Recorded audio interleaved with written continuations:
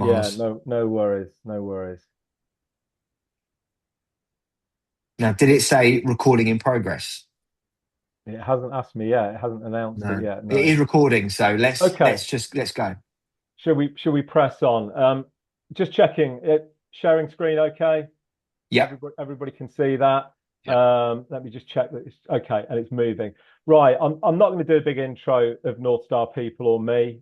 Just look me up on LinkedIn if you don't know who I am or what I do. It's a real pleasure to be here today. Thank you very much, Andy, and everybody else at Team for allowing me this opportunity just to share knowledge and share some experience and hopefully give you some motivation, give you a little bit of direction, a little bit of change, maybe in terms of some of the thinking. This session, I don't want it to be a teaching you all how to suck eggs. You've all got shed loads of experience. Some of you will have experience above and beyond my experience in recruitment. So I'm not going to teach you to suck eggs. What I'm going to do today is just talk to you about some of the stuff that we do that makes change happen, that has positive impact on recruitment businesses and the leaders of those recruitment businesses. Okay. And it's all about having clarity of purpose. So let me just jump in. So there's a lot of slides. These are obviously going to be available on the recording. If anybody wants a copy of the deck, I can make those available to team and they can share accordingly. But I suppose we spend a lot of time, and it was interesting hearing Phil speak. We spend an awful lot of time in our industry doing a lot of really good things that don't quite work out according to plan, that we don't get paid for. And it's all very, very frustrating. And we come across, I'll use the royal we when I talk about that in terms of North Star. We come across a lot of organizations that have had lots of great ideas and have not implemented them or half done something and then they've got distracted again, and our job as we see it is to try and bring an organization together to make it work and to make it function and make it perform with purpose. That's what this session's always about. It starts with the why.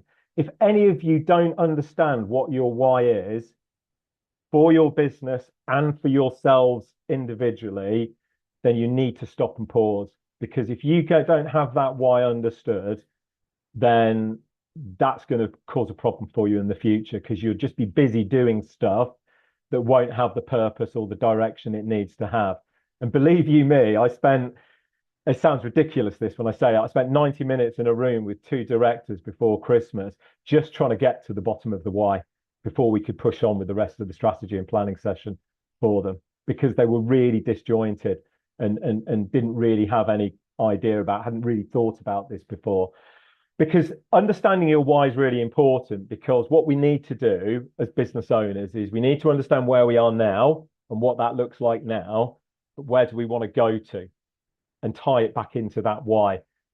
And for many of you with businesses that aren't just going to be, and I use that phrase not in a negative way, but aren't just going to be a lifestyle business, a business that you want to grow and realize some capital from, some value from in the future, then that's going to be about what does this need to give you. But for those of you in the room that have purely a lifestyle business, you need to know your number. You need to know what you want because, I've got a client at the moment, for example, and the whole mantra and the whole process of moving this organization forward now is to generate X to go into a pension, Y to go into a bank account, and Z to do some other things. And I won't go into detail of that, but it's all around property investment for the business. And it's all about purely for this individual's retirement pension planning.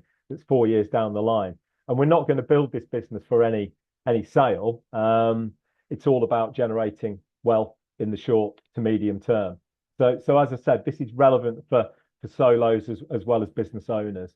But taking your business on a journey, you've got to think about a number of things. First of all, we need clarity of the summit. So the how much, by when, and why. Because if you don't have that, you're just doing stuff for the sake of doing it, and it doesn't have enough purpose to really be as meaningful as it deserves to be. But going up a mountain isn't easy. For any of you who walk or who climb or anything like that, going, just saying, here I am, and here's where I want to get to, and it's going to be a straight line. Whether you're on a bike, in a car, whether you're hiking up a mountain, it isn't going to work that way. You're going to take a convoluted journey. And that's what it's going to be like with your business. You know, have we got all the equipment we need?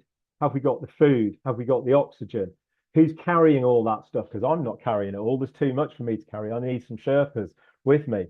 And we're going to go on a journey, but it's not about one journey. There's lots of little micro journeys that you'll go on in terms of growing an organization, building a business, getting it to the right point of resilience that you need it to get to. And the challenge is going to be not just doing it in one go, but doing it in stages and following a process where you check and make sure it's okay. And if you can't proceed, pause. You might need to go back to go forward again. There's a real example on the right hand side, my scruffy handwriting, of a client that I met in 2024, and it was perm only business. They were doing, just under 500,000 worth of GP. They had about 125 grand's worth of net profit, of EBITDA.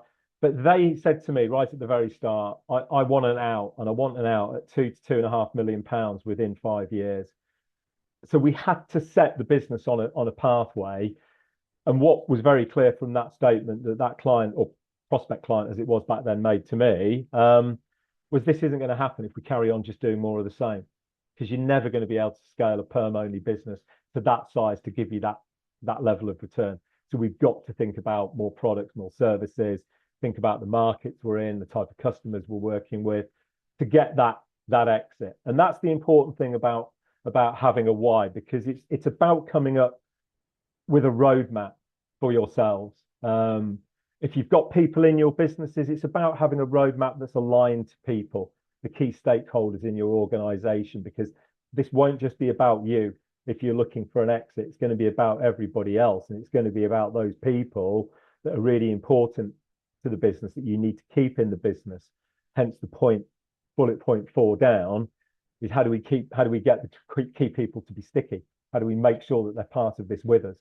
It's not just about paying them a nice salary and commissions and bonuses. It's about making sure that we've got the right constructs in place, EMI schemes, growth shares, things like that, to keep those core people with us as part of that journey. We're never going to decide now what the exit is going to look like, if there is an exit at all. But what we've got to do is try and build enterprise value and be really mindful of what will add value, and importantly, what will suppress value or remove value from a business, because it's something that a lot of us aren't really conscious of day to day.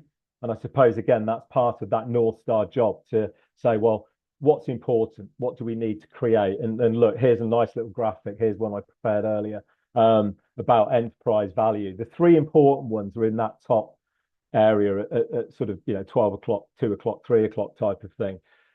So revenue growth and profitability are always going to be important. Comes back to the conversation Phil articulating earlier. If you're building a business on contingent, no placement, no fee, whether that's perm or can be non-perm as well, but it's going to be hard unless there's significant volume in that non-perm business to get decent enterprise value into that organization with your ledger. You're going to need to build products and services with recurring revenue. That's worth its weight in gold, and we'll talk some more about that in a moment. But getting that right business mix, that product diversification is important. But these other areas around that circle of enterprise value are really important as well. Have we got the right clients? Have we got enough of them? Are we too dependent on too few? Have we got the right people in place? What about the robustness of our infrastructure?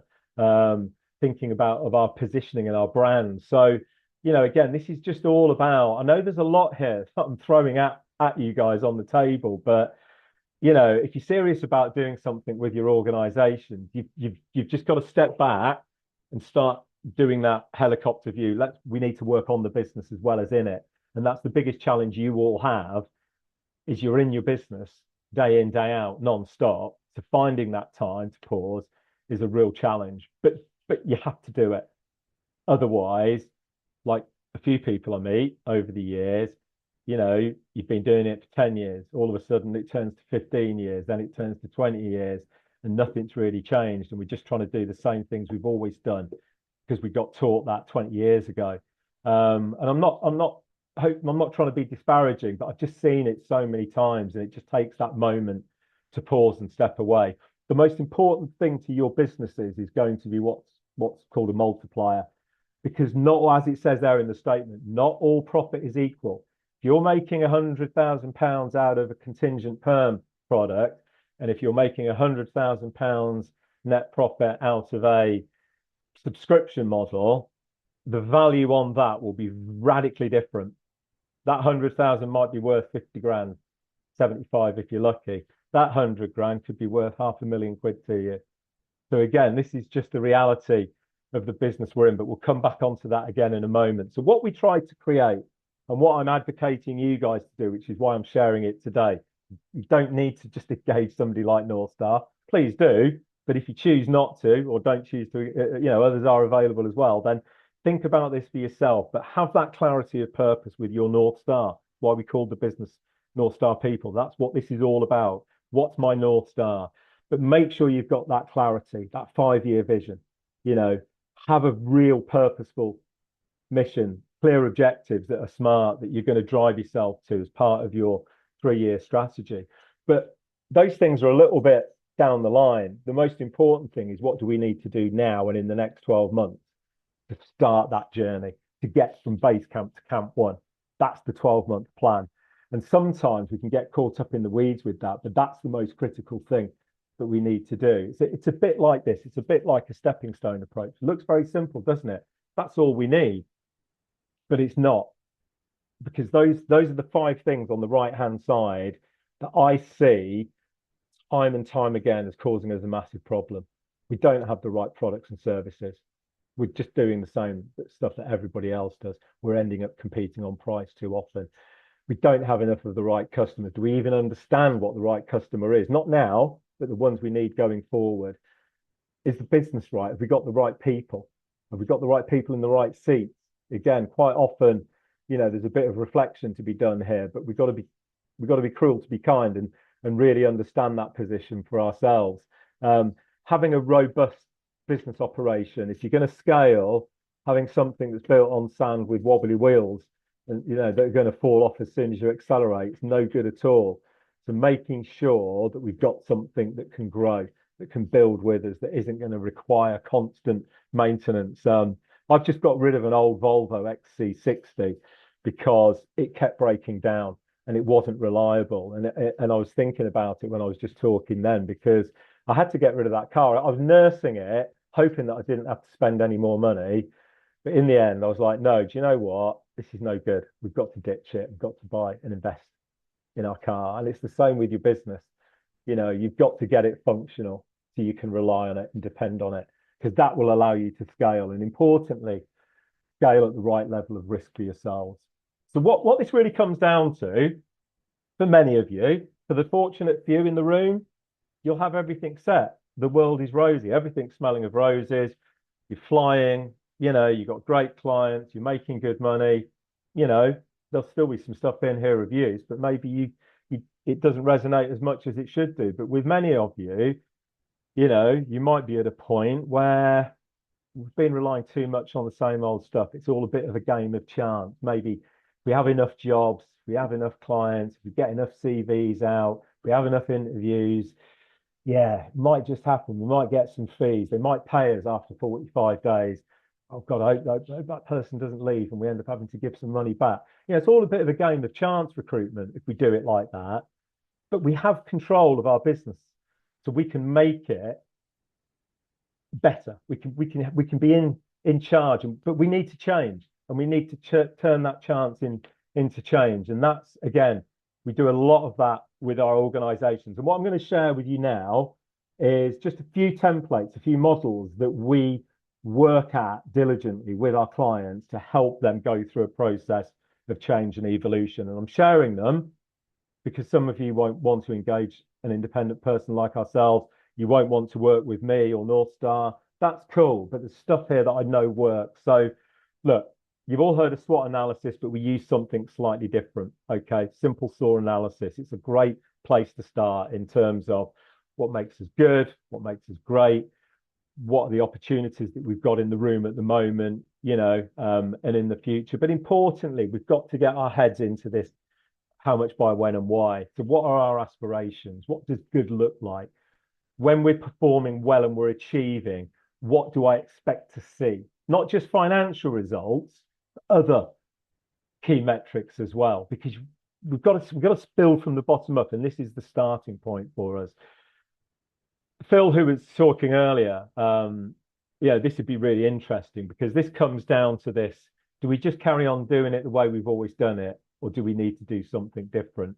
So when you're thinking about your business, whether, whatever product you've got, if it's temp and perm, for example, maybe it's contingent and a bit of retained, maybe you work in aerospace and defense and chemical and pharmaceutical, it all goes into that top left-hand box. What we do, where we do it, how we do it, so on and so forth, and what we generate. But the important thing is you can either scale that and just do more market penetration, or what you could do is look at these other two. I wouldn't do the diversification, too risky for me. If you want to take a risk, think about that for yourselves. But for me, it's all about the innovation box. It's all about the expansion box. If what we've got's great and it's profitable, but we're maxing out a bit, expansion could be a really interesting route. Take what you do and do it elsewhere that's naturally aligned to your current place. But probably the more resonant one at the moment is this innovation box, because, and I hear you, Phil. Sorry, I keep referencing you, but I hear you when you said that we're all trying to get out of that contingent space. Yeah, damn bloody right. We need to shift away from it, and that's about innovating what we do and where we do it. And I'm going to talk a little bit more about that as well. So let's just think about that. Most of what recruiters do right now, 99.9% of recruiters do that stuff over on the left. Most of that stuff is stuff in green. Perm, temp, contract, spot business, no placement, no fee. That's the stuff in green. Few of us might have commitment model, or somebody mentioned the word deposit. Don't like that, because deposits always sound like they're refundable. Commitment fee is much more palatable for me. But we might have a commitment model or retain model, but most of it we do that stuff over on the left. Now, for me, all of you, even the solopreneurs amongst you, have an opportunity to do some or all of what's in front of you right now. That stuff in the middle, if I'm honest with you, and I'm going to swear a little bit, piece of piss. You can do that stuff in the middle with your eyes closed. I bet you there's things in there that you're sort of half doing already, but you're chucking in as part of the free service that you're giving for your contingent work. But that middle ground is really, really achievable for any organization. And we've got a client who's a solopreneur up in Lancashire, who's doing a bit of modular RPO. He's actually hiring himself out, doing some fractional embedded work, as well as having a subscription model. And over 80% of his revenue, having all been in the contingent space 24 months ago, 80% of his revenue is now in that middle section. How does he pitch that, Miles? Did he call it recruitment, like RAS, recruitment as a service?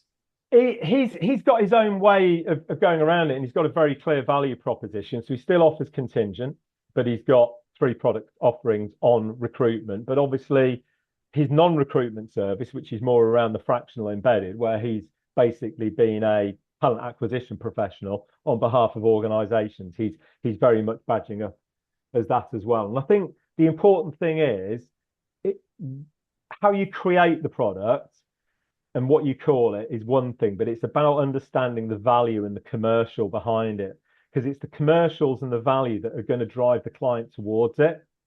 Or, as somebody said in the room earlier, I can't remember who it was, the danger is create something that looks nice, feels nice, but nobody actually bites. And we end up really frustrated. And the amount of times I've been in a room with a customer and, yeah, we've tried that before. Yeah, we had that. It didn't work out. Or they say, well, whatever happened to that? We were going to do that 2 years ago. Whose job was that? Because it hasn't been done properly, hasn't been done right. So let me just go through that process, because I think there's some things in here that'd be worthwhile. Let's just talk about waste really quickly. So this is a real client. This is a real client of mine from a couple of years ago, doing okay. They thought filling 40% of their jobs, just under 39%. It's small business, as you can see. So 375 worth of GP. It's perm only. And they were like, average fees, great, yeah, 17.5%. We're happy with that. It's gone up from the 16% it was previously. But when we started to sort of think about it slightly differently, and I would advocate you all do this, by the way, because waste will kill your business if it's contingent based. Think about that 39% for 1 minute and the effect that actually has. Because when we started to look at their business from what's the value of all the roles that you actually worked on in that year, that you placed 39% of, and actually when you look at that now, how much waste is there? Because the reality was there was the value, potential value, working at the 17.5%, I hasten to add, not the standard fees, but if they'd worked all of their jobs and filled 100% of their roles at their 17.5%, they would have been just under a 1.2 million business. So their waste was actually 779,000. And their average fee was actually 6.8% because that's 39% of 17.5. So the reality is, if you don't know those sorts of numbers, get to know them, because that will make sure that you start to A, qualify your vacancies more, get rid of the clients that waste your time and the candidates that waste your time for that point as well. But actually maybe start getting your head in a space of thinking, we need a product that's going to take us away from this type of environment. Because even the very best recruiters I've seen, you know, working on contingent recruitment will be feeling one in two, you know, maybe 60%, you know, but when we've seen people doing committed recruitment, they're achieving levels of 85 to 92% fill rates.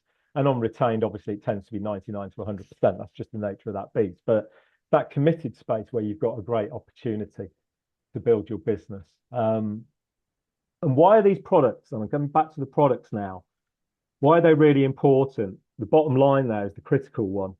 And look, that's quite rough and ready, but over on the left, that ain't going to make you much money. So if you're looking to realize value from your business, you've got to get out of that left-hand side and move along to the right, because that multiplier number starts to shift quite radically. It's what I said about earlier. If you've got a subscription model, you know, you can get 5, 6 times multiplier on the profit from your subscription model when it comes to an enterprise value and exit compared to all that revenue being in a contingent model. So you've got to Miles, when someone, do you mind if I ask a question? Go ahead, mate. I just don't want us to burn too much time, so make it short. If someone's moving from left to middle, yeah, typically, do they need to have like a trial or a tester or a case study with a client or two first, so they've got a bit of credibility?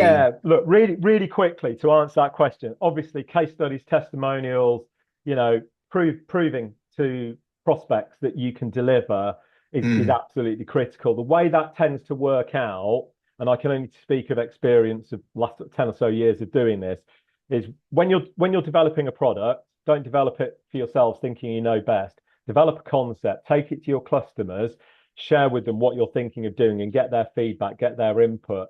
What tends to happen is one of those customers bites and says, when's that going to be ready? We might be interested in that. Could we be, you know, and they become your guinea pig. You give it to them at mates rates or whatever. That gives you your first one that allows you then to build that into your go-to-market strategy. But you've got to build, when you're building products and services, you've got to have a minimal viable product. You've got to market test that product with customers and potentially prospects and people in the industry. You've got to polish it up. Then you've got to take it to market. But one client we had in Ireland, we did this with an RPO, project RPO solution. You know, we did a beta test with 15 of their clients of our virtual product. 2 of them have turned into clients in the first 12 months. The first one, it was worth over 100,000 euros to them. Wow. And they were like, we didn't realize you could do that. Well, we can't, but we're going to. And they were like, brilliant, because we're currently working with an agency in England. We don't want that. We want to work with somebody in Ireland. So yes, please. You know, but that's the approach we go through. I'm going to press on if I may, because there's just a few more things I need to go through. But be mindful of those multiplier numbers, and that's the big benefit. Not getting all your profit, but moving it further to the right. Because we want to be more than just another recruiter. I know there's different apples there, but they're all apples. They're going to taste similar. They sort of look similar. And that's the problem we've all got as recruitment companies now. We're all sort of tarred with that same brush.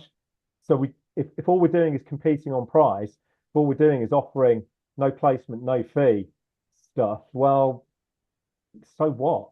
And genuinely, so what? And that's why I call it the so what spot. Um, your proposition, your competitors offering, the overlap's there. So what? And if it's overlapping with what a client wants, it's a real shitty place to be because you're just doing what everybody else can do. And then you end up in this place where some schmuck comes in and starts saying they'll do it at 8%.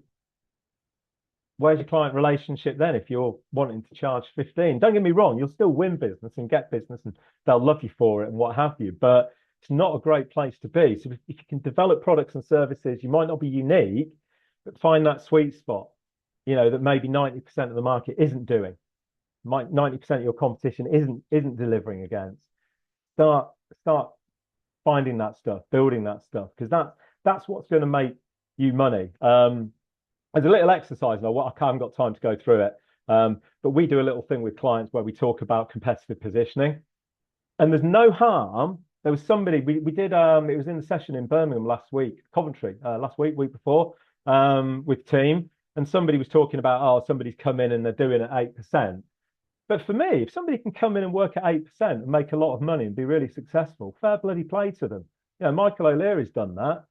I hate the guy, he's an arsehole, but he's done that with Ryanair, hasn't he? And he's making a fortune for himself. But he just competes on cost. That's cool. It's the same with supermarkets. Just know where you are and be proud where you are. And if you want to compete on cost and undercut the market, but can do it in a way that makes you what you need to make and be profitable and sustainable, fantastic. But if you can't, you've got to get out of that space. Because if you're in the middle, you're nowhere. You've got to decide, are we going to be cost and product? Are we going to be service and product? Is it product and service? Think about your positioning. There's a big exercise we do, but I wanted to share that because having that sort of mindset of where do we compete? Where are our competitors competing? Because if you're sat in the middle, it's a dangerous ground to be because you're under attack from all angles. So for me, this is about, if you don't want to compete on cost, it has to be around innovation and expansion as a business. And something you can think about is what could we do? What can we offer that we don't have to do ourselves? And there's a number of things there on the left-hand side that I think add real value, are really complementary to a recruitment's core offering. Top four I've highlighted in a slightly different color because that's about monetizing your candidate pool. How many recruitment agencies do not monetize their candidates and they've got thousands of them? I don't get it. Why not? They're an asset. We could help them. We could add value. All that stuff you can do through partners on the left-hand side. You can get those strategic partners. Some of those will exist in teams, some of them won't, to do these things. But we should offer them because they can all be done as a white label service. So again, if you're a solopreneur or you're a micro business, you're just like, shit, man, this headspace is crazy. Don't worry, get the right partners in place. They'll do the heavy lifting. You'll just make some money out of it. Your client will be happy. It feels a good place to start around innovation for me. But what it comes down to, and what at Northstar, what we're seeing all the time, I think gone are the days of, the quality's there, the price is there, the quality is there, and the cost is there. It's completely counterintuitive now. What we've got to do is we've got to keep costs down or reduce our costs. And we've got to increase the quality. That doesn't feel comfortable. The only way we can do that is by getting client commitment in a financial manner or in a commercial manner, i.e. multiple jobs over an extended period of time. And believe you me, that is winning all the time now. We've got clients all over the place doing things. We've got one client that's in hospitality. They launched their subscription model saying to the open market, we can recruit for 8%. We can recruit for under 8%. And my God, they got a lot of interest very quickly and they've won some huge clients and they've locked out their competition. And that sounds crazy. Their average fee was 13%, but their fill rate was 1 in 4. So their average fee isn't 13%, about 3%. So by offering subscription at 8%, they're nearly trebling their productivity. So why wouldn't you? It's a bit of smoke and mirrors in a way from an internal perspective, but it's positive. Clients love it and they're happy to give this client, this hospitality agency, they're picking up packages of 20, 30, 40 roles. as a result of this, because they can go in confidently and say, you're 100% committed to us, we'll deliver at 8%. And they're not, Procurement, I bet, loves that. If you bring that to a yeah, procurement leader, 100%. supply.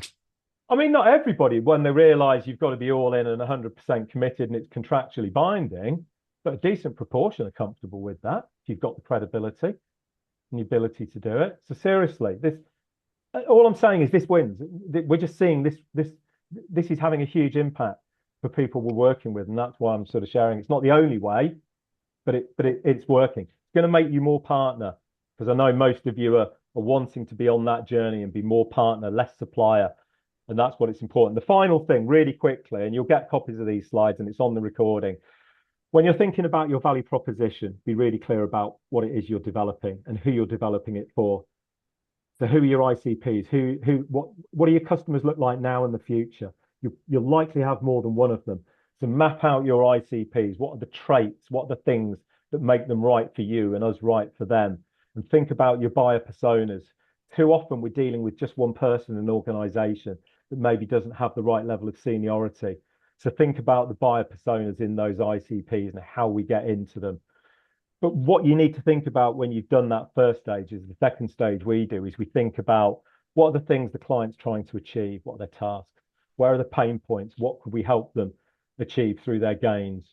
And I know this is all stuff that, oh God, it's going to take me ages to do. But look, if you can spend a few hours on your business every quarter, starting with some of the stuff I've talked about here, do it well, it will transform your business. It really will, because it's all about this. You've got to understand where your starting point is and your end point to create that journey and that roadmap. We do this with our clients. We create the financial roadmap at a top level in terms of the growth plan. We have numbers around it in terms of their product mix, what it is now, and their sector mix and geography mix, and how that mix is going to change year on year. And we hold ourselves account. If you don't have these types of things behind the scenes, it just becomes a wing and a prayer and a hope. If you've got some hard numbers that you're going to come back and say, are we progressing? Are we making headway? Then that's when you become accountable. Have key goals in place. These are some real examples from a client. This is a client got 9 key strategic goals within the business for the next 3 years that we need to achieve. To be overt about those, hold yourselves to account to those.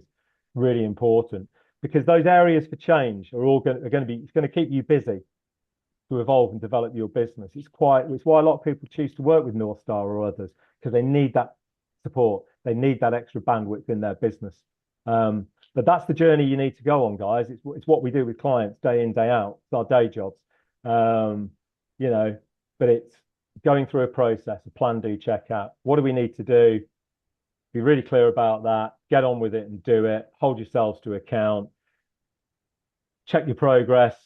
Go again and reset. And you go through this sort of almost like virtuous type of circle over a period of time. And it won't be perfect. Things will go wrong. We'll make an odd bad turn or a bad judgment call. But that's cool. That happens. It's about seeing progress and seeing that organization move and sort of develop. And that's what it's about. It's about spreading your wings. Stephen Covey said it better than me. If you don't spread your wings, you've got no idea how far you can fly. You've got to be brave. You've got to be bold and make that sort of commitment. There's a couple of little QR codes there. I'm offering, just a free session, 90 minutes, one-to-one. I'll take you through slightly deeper dive of some of this stuff to help you start the process for yourself. Or if you want to engage us, that's cool. You can do that. But there's no obligation with that session at all. I've overrun slightly, so I'm sorry for those of you that maybe couldn't stay with us. But hopefully you've all got something out of that. Andy, back to you, I think. Book a call with Miles.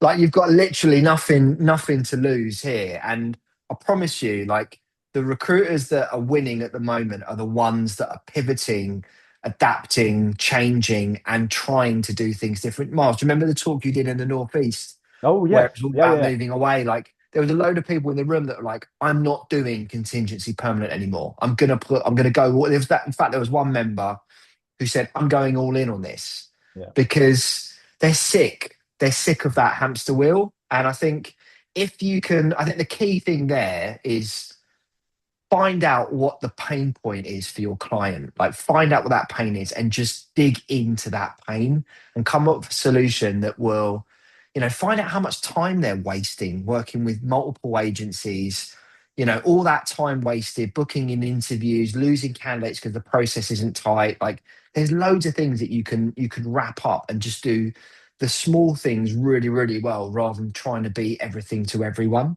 But I thought that was great. Is there any questions that anyone wants to fire in before we close? Anyone, by all means, come off mute and talk. Yeah, Steve hi Pickering, Miles. you got a Yeah, question? yeah, no, thanks, Miles. Great, really good presentation. No, thank you. Yeah, very interesting. I mean, me and my business partner have been talking about a lot of this sort of stuff without actually putting any of it into anything. We've got a meeting tomorrow together to talk through it, and I think we're very much at that stage where I think we're just fed up. We're just Yeah, fed up with the same old model. There are definitely, questions that we both asked each other with regards to, we've got a massive client who's, and we're incredibly grateful because, we've been going 9 years. And if we hadn't have had this client, we wouldn't have seen out the 2020-21 pandemic. So yeah, we're incredibly grateful to them.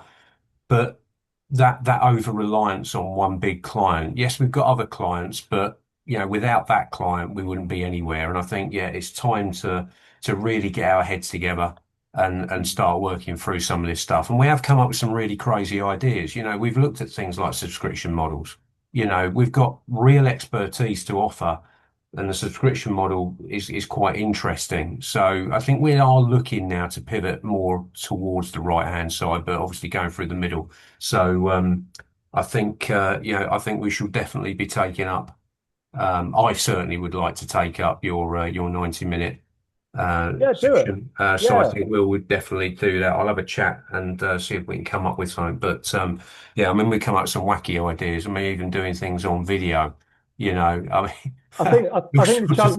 the challenge you've got, Steve, is no idea is a bad idea, but what you've got to do is right. There's so much. Right, Yeah, what do we do? And actually, even then, the what do we do sometimes is a lot. So, what order do we do it in? And it's just yeah, coming up with that sort of construct that. yeah, And sometimes there's some really exciting stuff might just going through that we can do that's a bit of a step change and yeah, but yeah, there's a lot we can cover off in that 90-minute session with yeah, the three of us if you're business partner. I think it'd be great for them to be in that session yeah. as well. He is on this call as well. Cool. Yeah, David's on this call, so it's sound cool. sound it. It'll just it'll give you a head start. And as a lot of team members will know, I'm very good at sort of paying it forward. So, it's not a case of 90 minutes is up, that's it, you're done. There's no more free stuff. I'm always happy to have conversations and share thoughts and ideas and bounce ideas off Meet my. Miles tomorrow. Come up to the Northwest. Miles, you're coming Northwest tomorrow, yeah? I am in the Northwest regional meeting tomorrow. Yes, I am indeed. Come see me. Brilliant. Right. Oh, I thanks think very if much. there's any more quick questions we can do them. Otherwise, I'm gonna draw this to an end. Make sure we can get this up in the hub. Miles, you'll send me the slides, right? I will. I'll send them over to you straight away after this. Yeah. We'll give Miles everyone's email addresses that's registered for this event as well, so he'll reach out to you. And your message from Devia. Thanks, Miles. Cool. That was great. I'll see you after my 4-hour drive tomorrow morning. Yeah, look forward to it. Stay safe. All right. Well done. Thanks a lot, everyone. Take care. Thanks very much. Cheers, Miles.